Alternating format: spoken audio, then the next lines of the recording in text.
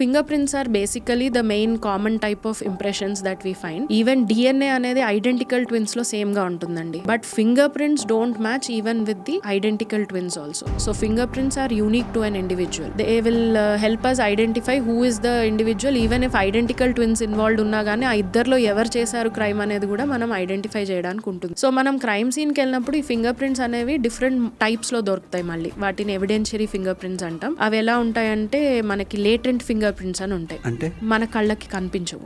Finger print ఉంటుంది surface మీద, అది మనం డైరెక్ట్ గా చూసినప్పుడు మనకు కనపడదు. మనం ఏంటంటే ఒక యాంగిల్ లో పర్టికులర్ లైట్ సోర్సెస్ యూస్ చేసి అక్కడ ఫింగర్ ప్రింట్ ఉందా లేదా అనేది ఐడెంటిఫై చేసి దాన్ని కొన్ని పౌడర్స్ యూస్ చేసి డెవలప్ చేసి తర్వాత దాన్ని ఫోటోగ్రాఫ్ చేయడం గానీ లేదా లిఫ్ట్ చేసి మనం అనాలిసిస్ కి తీసుకెళ్తాం lab. Second type of prints ఏంటంటే అండి పేటెంట్ ప్రింట్స్ అంట. పేటెంట్ ప్రింట్స్ అంటే దీస్ ఆర్ విజిబుల్. ఇక్కడ చూడగానే మీకు కనపడతాయి ఆ ప్రింట్స్.